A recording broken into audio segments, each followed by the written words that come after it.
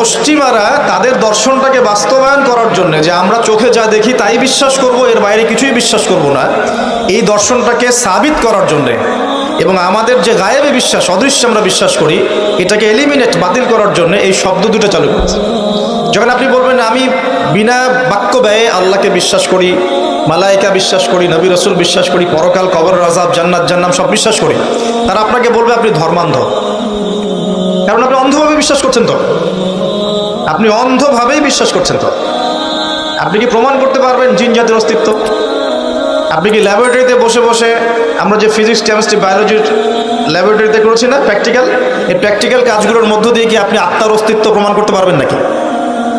যারা heart stroke করে মারা যাচ্ছে, হচ্ছে না, আমরা কি বলছি? হৃদযন্ত্রের ক্রিয়া বন্ধ হয়ে মারা গেছে, ইন্না লিল্লাহি ওয়া ইন্না ইলাইহি রাজিউন, মাইকিং করে বেড়াচ্ছে, তাই না? তো হৃদযন্ত্রের ক্রিয়াটা বন্ধ হলো কিভাবে? এর ভিতরে কিছু একটা তো ছিল যেটা এখন নাই।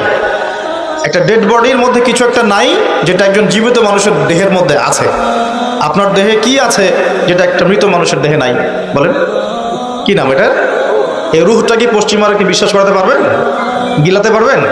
গিলাতে গেলে বলবে আপনি ধর্মান্ধ। কথা বোঝার চেষ্টা করেন কেন তারা শব্দগুলো ছড়িয়ে দিয়েছে। আর যখন আপনি এই মৌলিক বিষয়গুলো মেনে চলবেন তখন আপনাকে বলবে মৌলবাদী হয়ে গেছে। অথচ এই মৌলিক বিষয়গুলো মেনে না চললে কিন্তু আপনি মুসলিমই হতে পারছেন না। কেউ যদি আত্মায় বিশ্বাস না করে, জিন জাতিতে বিশ্বাস না করে, আপনার আল্লাহ অদৃশ্য বিশ্বাস না করে, আখেরাত অদৃশ্য জগৎ বিশ্বাস না করে, জান্নাত জাহান্নাম, কবরের আযাব, মিজান পুলসিরাতে বিশ্বাস না করে, সে কি মুসলিম হতে পারবে কিনা বলেন দেখি এবার। তাহলে মুসলিম হতে হলে আমাকে আল্লাহর কথা, আল্লাহর বাণীকে চোখ বন্ধ করে বিশ্বাস করতেই হচ্ছে।